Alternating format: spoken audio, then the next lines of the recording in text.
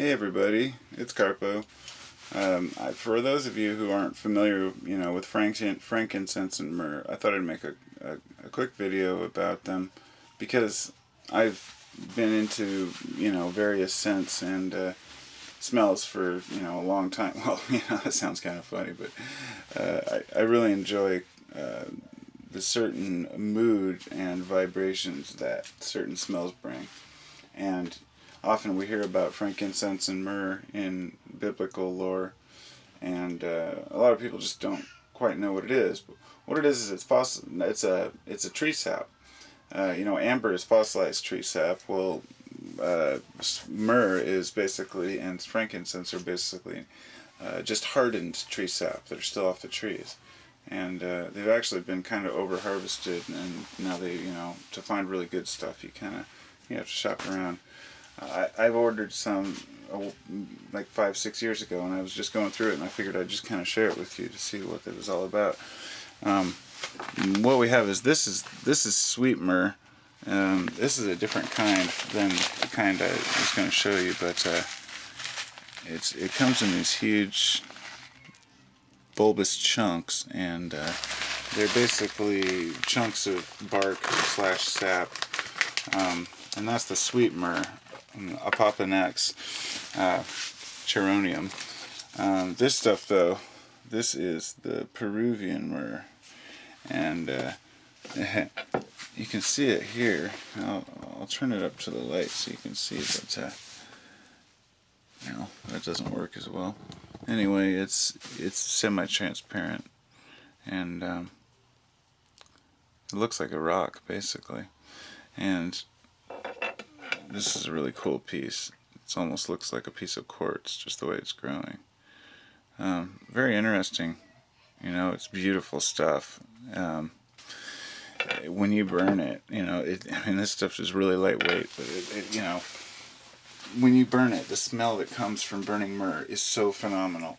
I mean, you can burn it on charcoal or whatever.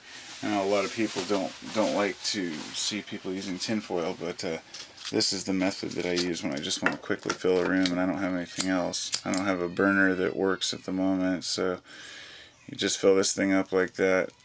Just burn it off a little bit. You hardly need any. And see, it just bubbles. It's just like freebase and whatever.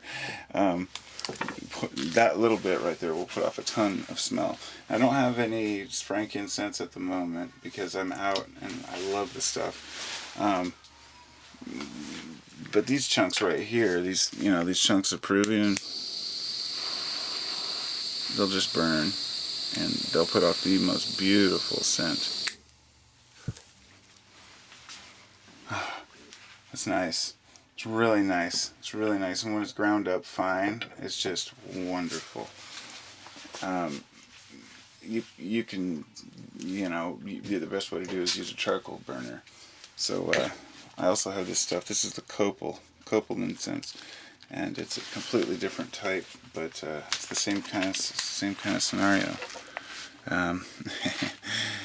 Looks like crack or something, but yeah, it's a very fine crystalline Copal incense, and that stuff burns a little differently. And there's a whole bunch of different kinds that I have, but they're all wonderful in their own way. So what I like to do is also put a little bit of this on top, red sandalwood, and you get the fine powder. It's just like a red powder in there. And you put a little bit of myrrh, a little bit of sandalwood on top of the charcoal, and just let it burn. You can find the charcoal at any shop, but if you look online, there's lots of different places. I don't really want to sponsor any places, but I'm sure you can figure out where I got this stuff. It's cheap if you order it online, $5-10 will get you a whole bunch. And just sit back, and when you do your relaxation, use these smells. And the belief that I have is that the ancient cultures that were that used these smells, and the characters from the biblical times and whatnot, the churches used them for a reason. I can't remember exactly at the moment what that reason was, but it had something to do with bringing forth some sort of it's a cleansing type of thing for the churches, and that's why they use it.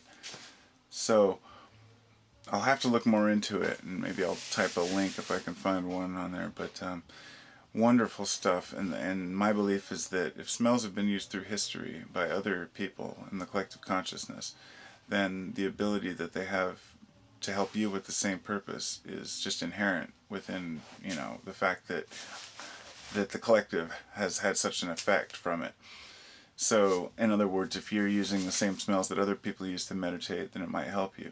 And it works the same way as the energy within certain postures, certain rituals. And people don't just do rituals because they work. People do rituals because they work by showing your intention to the collective. And I actually have this stuff right. This is one of my favorites. Amber. I dare not touch it. Because if you get this stuff on your fingers, and then you get it on your bowl, and you take a hit, if you smoke weed, it's the most horrific thing ever. And it never comes out of your pipe. But this stuff is the most phenomenal smell. If anybody who's had it knows, you just put the tiniest bit on your clothes or your wrist, it never goes away. It's kind of like the patchouli, because it's basically fossilized tree sap.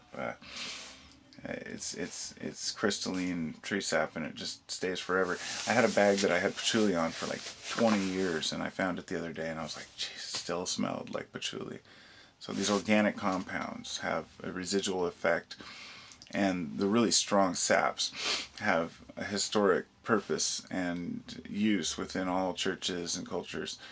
And so I would recommend anyone who's interested check them out, because they really smell real good. Peace out.